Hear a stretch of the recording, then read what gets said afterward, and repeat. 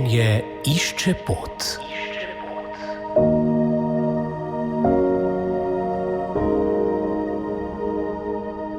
Dober dan in prijazen pozdrav. Zakonca Aleš in Darja Frece sta na julijskem srečanju družin Aninega sklada na Brezjah nagovorila zbrane družine, ki imajo več otrok in jim skupno druženje veliko pomeni.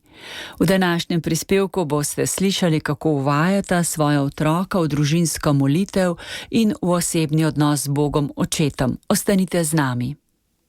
Mogoče, se pravi, kaj pa recimo midva z Mihajlom zvečer narediva, ne? Če Darja moli Oče naš, zdrava Marija in o Gospa moja in tako naprej. Midva najprej se pokrižava, pogledava, kateri dan je, a danes goduje, pa kdo je to, pač kolikor vem, a ne na pamet, če koga poznamo s tem imenom. Potem pa prebereva dnevni evangelij in seveda, ker je to premalo, si je sam sprosil, da še berilo prebereva, ne? Zdaj samo še čakam, da ugotovi, da še je psalm dnevni, ne? Potem mogoče kaj vpraša Mihajl, se kaj pogovarjama oziroma probava kar nadaljevati z prošnjami oziroma najprej z zahvalami Aba Očetu, tako ločimo, ne? Oče, Aba Oče, Bog Oče. Zahvalam Aba Očetu, kaj pa bi danes se midva lahko zahvalila. In prvi odgovor je vedno, ne vem, nič, ne? Ja, pa kaj se ti lepega zgodilo? Ampak to je bilo 2-3 leta, je bilo skozi nič, sem mogel jaz povedati zahvale. Ja, to pa je bilo res v redu, hvala, ne? V tem smislu. Zdaj, odvisno sicer od utrujenosti, razpoloženja in tako naprej, lahko spravi skupaj nič do 3 zahvale, a ne? Če ga spomnim, kaj smo pač čez dan delali. To je nek način uvajanja v dnevni eksamen, recimo, a ne? Se pravi, pregled dneva, kaj je bilo dobro, kaj ne, se zahvalimo, prosimo odpuščanje za slabe stvari in tako naprej. In potem naslednja pa prošnja, a ne, kaj bi zdaj prosil.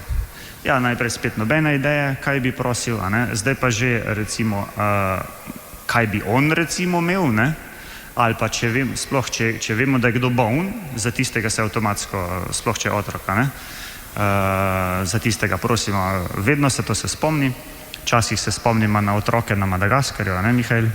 Ja, kaj da bi imeli zadosti riža, a ne, pa da bi se lepo lahko imeli, kljub temu, da nimajo dosti stvari, a ne. Ja, pa reči, ja, bo ati poslal 100 evrov, dobro, pa mora ati poslati 100 evrov, ne. Torej, tudi tu gre postopoma in počasi. Potem pa je mogoče en poseben vidik, ki je skozi dilema. Recimo Darjina kolegica, nobenih pištol, mahanja, drug proti drugim, ne vem kaj, tudi Darja ga štopa, ne proti drugim meriti in tako naprej. Ampak že v vrtcu, pa tudi risanke, če so zelo za te male primerne, a ne, skozi je nek boj, sploh pri fantih, to verjetno tako veste. Se morajo boriti proti nečemu oziroma za nekaj, dobro in slabo, razločevanje. Oni se tukaj dejansko učijo razločevanje oziroma, ne vem, Mihajl se zelo razburi že pri najmanjši krivičnosti, ki jo on dojema kot krivičnost, a ne? Kar je na nek način v bistvu dobro, na drugi strani pa ima nekaj izpade, ko ljudje ne vejo, zakaj se zdaj on tu nekaj dere, a ne? Kaj hoče povedati, vse te, ne vem, da on čuti borbo in da lahko nekje to da ven in da ima neke super junake in ne vem kaj, je po mojem mnenju že nek uvod v razločevanje duhov. Kaj je dobro, kaj je slabo, kaj je naslednji korak, kamor me Bog kliče in kaj ne. Skratka, zdaj tukaj, koliko zdaj on ima odnos z Bogom, vprašanje, a ne, ampak razmišlja in uri pa se v tej, recimo temu Kristusovi miselnosti. In potem se zgodijo, naprimer, kot so presenečenja, ne vem, zadnjič na pokopališču, ja, gremo svečke prižgati, gremo, ne, strico Alešu gremo svečke prižgati, a ne, ja, to smo prižgali, no, zdaj pa, Mihajl, ti znaš, boš en oče nas molil, ne, on ne bo, pa je šel stran, kam pa greš, bo tukaj, in se je postavil pred kip Marije v sredini pokopališča in je on tam zmolil oče naš. Zdaj bi ga lahko nadrl, ne vem, zdaj pa ti tu z nami moli, ne, on je pač na svoj način našo prominentno mesto na pokopališču, če želite, je rekel, in to bo pa za vse. Torej, midva sva na enega razmišljala, on je pa razmišljal o celem pokopališču. Tako da tudi 5 oziroma skoraj 6-letniki nas lahko kaj naučijo. Tako kot vas, tudi naj skozi znova, pa ne samo, kar se dotika tega verskega oziroma vsakdana, ampak tudi na vseh ostalih področjih nas učijo. No, prej, ko sem rekla, ta sodoben čas, vsi živimo tukaj in zdaj in ne moremo si zatiskati oči, in pa se srečujemo vsemi stvarmi, kot se srečujejo vse mlade družine oziroma vse družine v vseh spektru generacij. No in na primer, ko smo ga iz zasebnega varstva potem dali Mihaela lansko leto v klasičen vrtec. Veste, kaj je bilo prvo vprašanje 5-letnika po 4 urah v varstvu? Mama, ati, zakaj jaz ne igram igrice tako kot fantje moje starosti? In potem seveda to jaz hitro prepustim Alešu, on je računalničar, naj to on odgovarja, ampak kakšen vpliv okolice na naše otroke, oziroma tudi naši otroci upam, da kaj dobrega prenašajo do okolice. No, ampak takrat se je nama postavilo vprašanje, kako si zastaviti tudi pri teh vprašanjih oziroma slediti svojim prioritetam. Ali zdaj popustiti miselnosti in mi imamo vse te elektronske naprave, tako kot vi, preveč jih doma, ker po službeni dolžnosti pa čisto tehnološko jih imamo, ali pa to vedeti na drugačen način ovrednotiti. Pri nas, Aleš je že prej omenil, ampak pri nas se večinoma krat gleda risanke, ko gremo k babi pa dediju v Prekmurje, saj veste, stari starši imajo malo drugačno vlogo, ampak to tudi ni cel dan. To je omejeno, časovno, potem pa smo mi zunaj.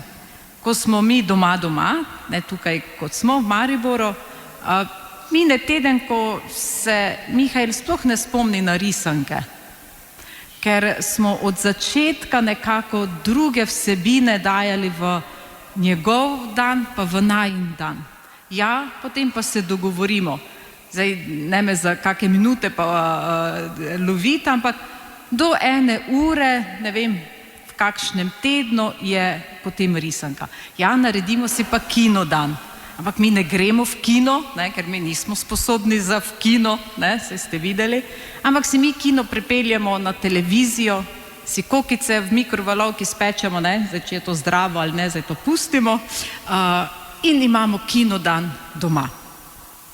Se pravi, želim povedati, da so stvari, ki nam jih ponuja sodoben svet, prilagodimo našim razmeram, oziroma midva po svoji miselnosti veva, da če 2-letnika pelješ kino, jaz nimam nič proti, če se kateri starši to odločijo, ampak prvo ne vzdrži, drugo pa vemo, kakšni zvoki so v kinodvoranah. Ali pa kaj drugega.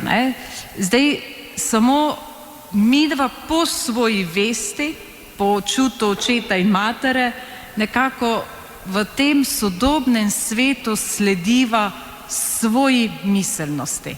Ja, kar pa ni enostavno. Vedno se vsi nekje proti toku. Ne vem, potem pa so praznovanja rojstnih dnevov. Po prvem tednu je Mihael imel kar vsak 3. dan vabilo na rojstni dan. Midva čist šokirana, ne poznava staršev, ne poznava otrok. In na enega prvega sva ga peljala in potem tako ni hotel ostati, ker seveda je to zdaj še neznano okolje.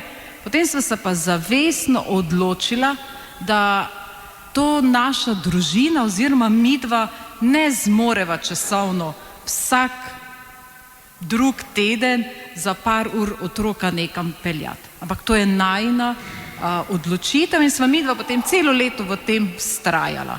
Na nobenega. Ne? Zelo hvaležni smo za vso vabilo, ampak nekako sva midva predvidevala, da mi tega itak ne bomo vrnili, ne? Veste, ono po slovensko, če ti meni, potem moramo mi tebi, ker imamo kot družina krog nekih prijateljev, ki imajo isto majhne otroke in imamo tam čist preprosto domače praznovanje, ki nekako vsi sodelujemo in ker jaz rada pečem, ne? Zdaj, čez poletje smo malo manj, pa smo imeli še eno družinsko situacijo, pa je me zadnjič že Mihajl vprašal, mama, kdaj bomo zopet pekli? Se pravi, zdaj bo moj rojstni dan in takrat bomo pekli, treba torto spečti in tako naprej. Se pravi, mi to praznovanje vnesemo malo en tak drug duh. Za enkrat se trudiva, za enkrat. Zakonca Aleš in Darja Frece sta na svež in inovativen način pojasnila, kako vzgajata svoje otroka za osebno in družinsko molitev ter za razločevanje med dobrim in slabim. Vredno razmisleka tudi za naše duhovno versko življenje. Prispevek sem za vas pripravila, sestra Meta Potočnik, ki se poslavljam in vam želim lep dan z Bogom. Življenje išče pot.